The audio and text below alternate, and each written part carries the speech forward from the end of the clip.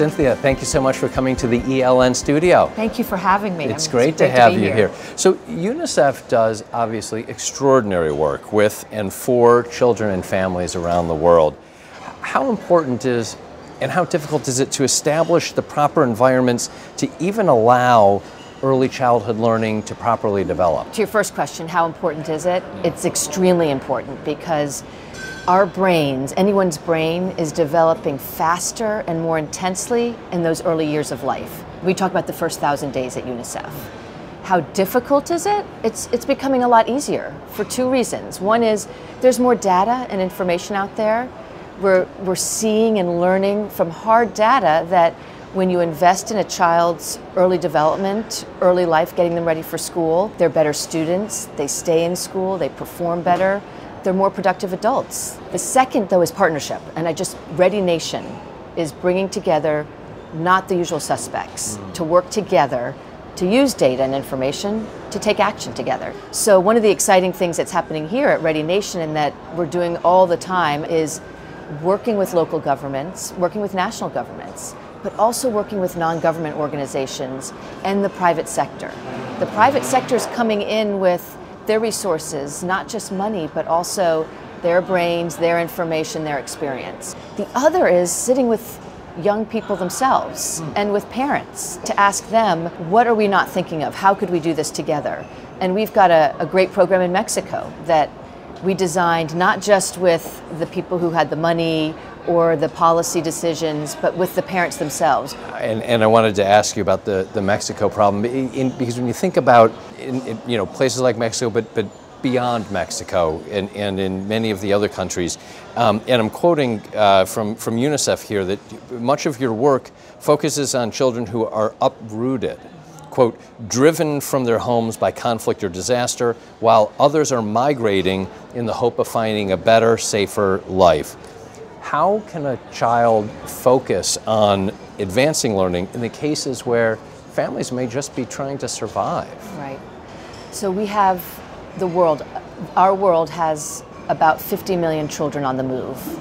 They're migrants, they're refugees, they're internally displaced in their own countries. So you're absolutely right. It's an enormous problem.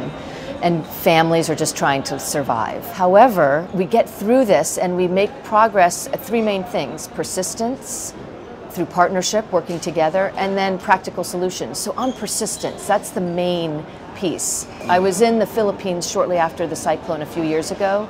We had built child-friendly spaces where parents could bring their children to continue at least playing in a safe place and even some learning. They were packed.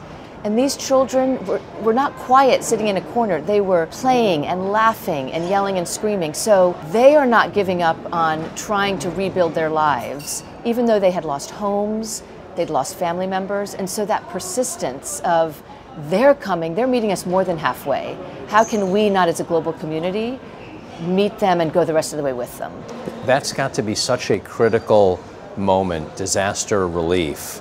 And then partnering. And there's another area where businesses globally and with supply chain do incredible work in terms of delivering disaster relief, in time when it's needed. It is delivering early childhood learning and development at those times. Is that part of the need in disaster relief also? Absolutely. So when we talk about making sure that families and children survive, it's getting them the basic health, the basic nutrition, but absolutely getting them back into learning environments where it's safe. It gives children some normalcy. It gives parents a break where they can help figure out how they're going to build their families' lives. Yeah, rebuild infrastructure. So you've got one of the coolest jobs.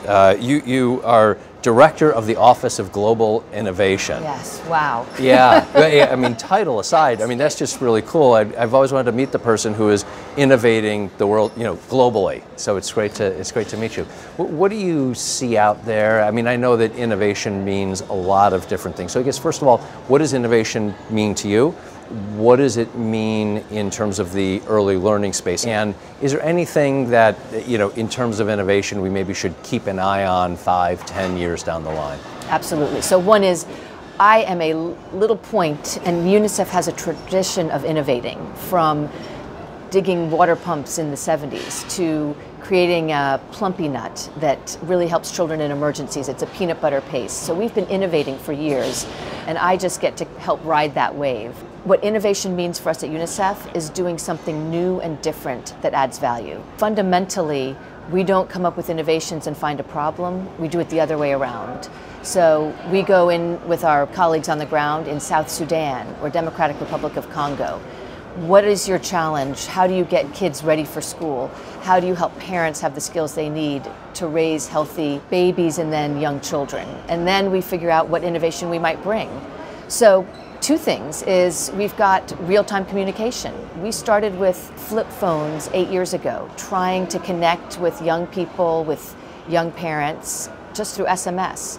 Today we're moving to using things like WhatsApp or Facebook Messenger, so that if SMS is prohibitive, if you've got digital, we can communicate with you, ask you what's wrong, ask for solutions, give you resources. So that's a solution that I think will keep going as we connect the world and really think about how we get useful information to people to help build the youngest citizens so that they can be tomorrow's leaders. And just to close out, as you think about your focus, family supportive and friendly policies. Is that kind of the theme of what you're about? Yes, I mean, I think one of the key things that because UNICEF has a global reach, we're really trying to look at how you create that workforce of tomorrow. And it's been interesting to be here at Ready Nation and talk about that.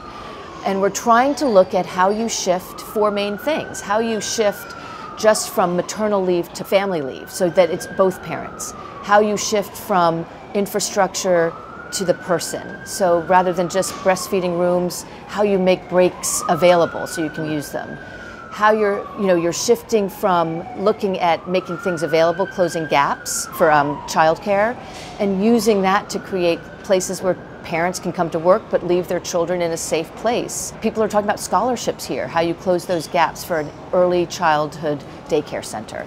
So we're trying to shift from infrastructure to really more people focused, and business has a huge role to play there to make it really specific to their contexts, their markets, and make it global where everybody can benefit. It's an incredible range of initiatives and areas, and it's such a wide space. And so thank you. Thank you for your work, and thank you for stopping by the ELN studio. Thank you for having us and listening to me.